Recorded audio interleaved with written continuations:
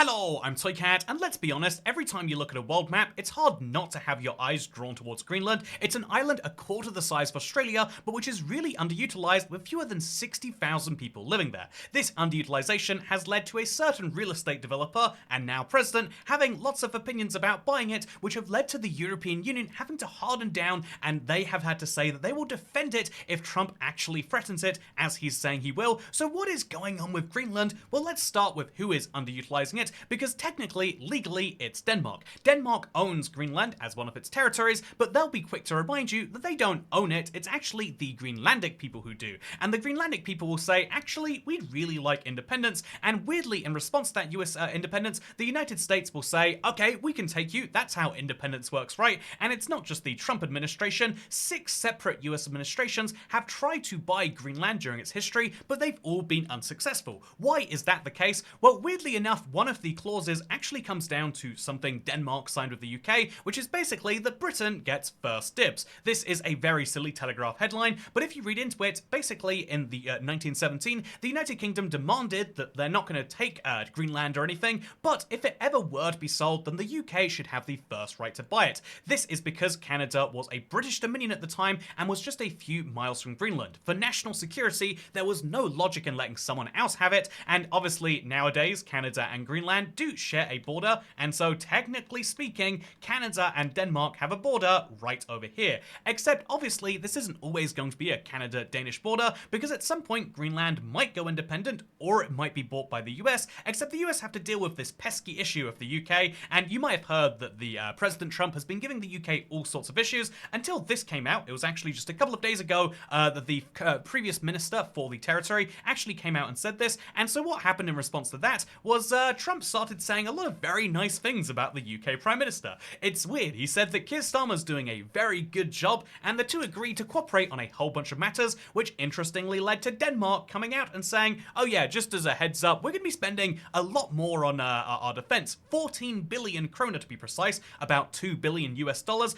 just on security in the Arctic region, in partnership with the autonomous territories of Greenland and the Faroe Islands. Because yeah, this is something which you obviously have to do in an era where the US president has all sorts of intents towards your country. You need to defend it. And so this brings us to the point where we have to say, so is this actually a good thing for Trump? I mean, he's been saying time and time again he wants to buy Greenland. I mean, just this article right here mentions the 2 separate purchases, and so if neither of those purchases have been successful, that seems like a real bummer, right? And this is where you get the divergence of opinion, because ultimately, even though this has become a very serious issue with France floating the idea of sending troops to the place, although it's worth mentioning they basically said it's not actually an option right now, Denmark coming out and deciding to spend a lot of money on Danish defense, on Greenlandic defense rather, is actually probably a good thing. So I guess there's the 2 opinions as to what you can say if you're the United States here. One is to say that President Trump has no idea what he's doing, and so he really, the dumb option, I guess you could say, which is to say, yeah, when he makes the decision to buy Greenland, he's just looking at it and saying, man, I would love to expand the US, and this is a real big piece of territory, and who wouldn't think that? I mean, Greenland would be a nice addition to any nation, and so maybe he's just thinking about it in those terms. That's why he makes expansionary comments towards Canada as well. Or you could say, no, actually, Trump is being a strategic, if not genius, at least smart player in the world, because as you know, when Trump is making these big announcements that he's going to tariff his enemies, or rather his allies to be more specific, his enemies are basically doing whatever they're doing right now, but when the United States makes these threats towards tariffing their allies, he comes in with very big unrealistic propositions, even saying stuff like Canada should become a state, but like having going in and saying we're just going to leave NATO, for example, unless you meet your defense goals, is a great way to make people say, I guess we have to meet our defense goals. The door in the face negotiation technique is a very smart one, and so whether it is the president or realistically the smart people he hopefully surrounds himself with, but regardless of who it is, going in and saying we're going to buy Greenland is a very smart move if it ends up with Denmark saying we will defend Greenland if you try, because then he can say, good, now that you're defending it from us, how about you defend it from the other people in the region anyway? Because although Greenland seems like a really silly part of the map, like, if only 60,000 people live there, why does it matter who owns it? It's actually one of the most strategic pieces of territory in the world. The biggest reason why can be seen not from a map, but from a globe. As you can see right here, Greenland is this hugely strategic point between basically every major military power in the world. world. Obviously, you've got the United States and Russia here, but you've also got most of the major European militaries right here, leading to a situation where Greenland is a very, very important place that has become more and more important as time has gone on.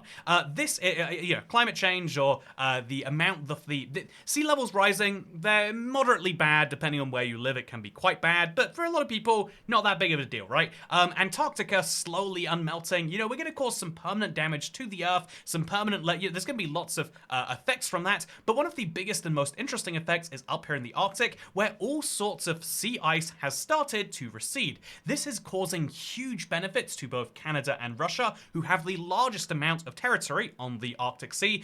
Canada's going to make a whole bunch of money from shipping, Russia's likely going to be able to extract a whole bunch of minerals, but also this means that lots of new routes are going to open up around the world. And so if you are someone, a military hawk, as perhaps every US leader has to be on some level, it becomes near inevitable that as the Arctic opens up, war with Russia becomes near inevitable. So keep in mind that this is an article from the Friends of Europe, and they are a think tank which are largely funded by the EU and the United States. It's weird, actually, that they get so much money just directly from the US there, but so keep in mind it's a think tank that has a lot of very pro-defense people in there, but they mentioned some very strong points here, that Russia holds 53% of the Arctic Ocean coastline, and that the domination of the region's resources is going to be critical for the economic survival, not just of its regime, but of its country. Russia has always been a heavy natural resource country, and so having a whole bunch of those appear is going to be a big deal. In fact, the article references that the impact of climate change is not just going to be a security one, but that climate change itself might be the trigger for war. All of this territory, which is most of the world, let's be honest, has been discovered in terms of where the choke points are for defense. If you're looking at the map between, the far east of Russia and the far west of the United States, everyone has gained over what is there to be gained from launching over the, everyone's worked out all of the easy defense points. Let's say that Russia tries to take Wales. Damn it, let's say they try to take York. And in the reverse, I'm sure Russia has worked out what happens if the United States goes for any of these points, because everyone knows about what is currently doable under current conditions. However, a whole stretch of ocean which most vessels, outside of icebreakers, which travel very slowly and aren't really a practical way to do most military things, most of the, a lot of new routes for friendly activities and perhaps significantly unfriendly activities are opening up. And as those opportunities open up, if you are behind your enemy, you're going to lose out. Maybe that ends with you losing a war, losing some territory. Maybe that ends with you losing something much, much more. And so as the one strategic hole we've known forever has been Greenland. During World War II, the GI-UK gap, as it was known, is basically the choke point for keeping Russia contained to Europe. They have a Pacific port, but it's in the least populated part of their country. Russia has basically no access to warm waters, and the access they do have is basically constrained via Greenland, Iceland, and the UK. The UK has the world's 5th largest military, great at defending their part of the gap. Iceland has no military, and Greenland relies on Denmark's military. And so if you are the United States, which already basically funds a lot of Iceland's military and a decent percentage of Greenland, well, you could come into that deal and you could say, okay, let's defend your country, Greenland, because in a way that's how we defend our allies and ourselves, the United States and indeed Canada. Or you could say, no, actually, why are we defending your territory? If we're going to stump up the money, maybe you should pay for it. And that is actually probably a fair point, right? If you want to have a territory and that territory is a huge point of threat. Sorry, this is an article about how in Vietnam, if you get the death penalty, then you can actually, if you pay back 75% of the fraud, which got you the death penalty, then you won't be, you won't have the same sentence. And so currently this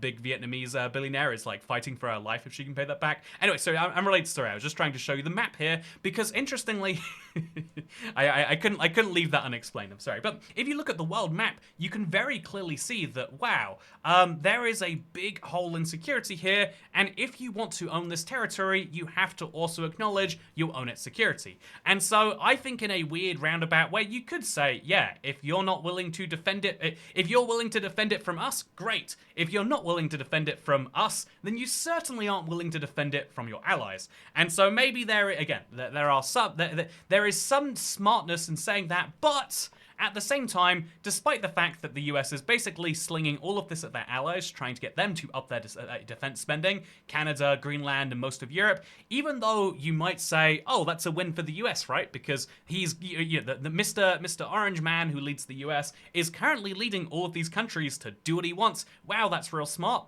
But I think he's doing so at the cost of the US's reputation to some small extent. It's ultimately it is the presidency of the United States is a short-term job, but it is still a lot of the world looking at the US, who they saw as a very reliable ally, and saying, ooh, maybe not so reliable. And so that is great news if you want the US not to be a reliable ally to anyone, but if you value having a relationship with countries like Iceland, while also having to have relationships with countries like Japan and Taiwan, and relationships. So if you want to have relationships all over the world that are really important for your doing of what you want to do in the region, then it's perhaps very important to say that you need to keep that goodwill on side. Having the entirety of the EU unite and say, oh yeah, we don't like what you're up to, maybe is actually more expensive to the US than stumping up that $2 billion themselves. But ultimately, only time will tell if it's a smart decision or not. And for now, I'll just say, you know what? Even if you want to have Greenland, the United States presidency, if you're watching this video, if you want to have Greenland, sadly, what you're going to have to do, because as you know, we have dibs, you're going to have to buy it from the UK. I think the UK could do... My saddest experience in school was when you look at the UK on a map after being told all these things that we did, and you're like, wait, really? It's this tiny island here? That's the entirety of my country. This whole place is this tiny little blob on a map. Having Greenland would really help with that. So Greenland, brackets UK, I think that'd be worth spending some money on. Except, you know what? The UK, we're not flush with cash right now.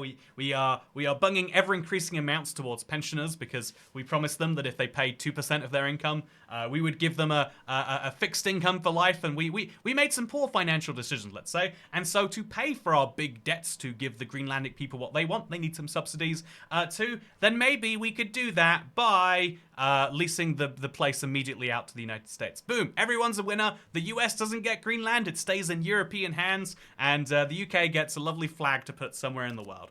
More seriously, it is worth mentioning that Greenland has been under US control during World War II notably, and a lot of the major, they have military bases there now, and a lot of the major airports were built by the US Air Force. Fun fact, they have actually recently extended Nuuk Airport. Its runway is now big enough to take international flights.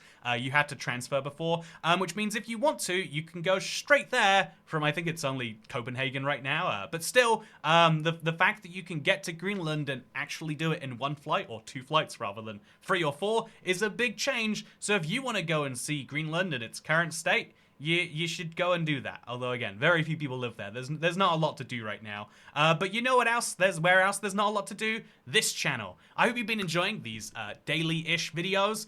It's been fun to talk about a lot more news here, and I found it to be enjoyable. But let me know if you have too, because over the weekend we'll still be doing our filler stuff.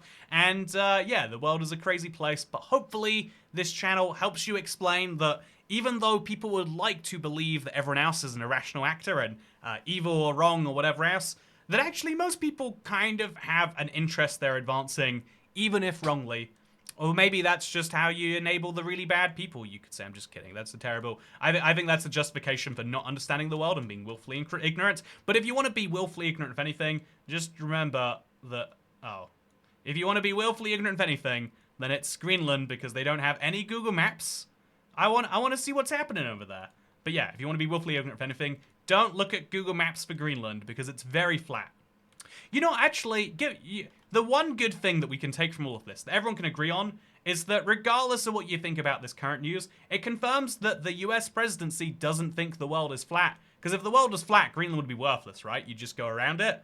But because the world, I guess that, even if the world is flat, you'd still want to own Greenland. Never mind. Second channel, don't care. Bye.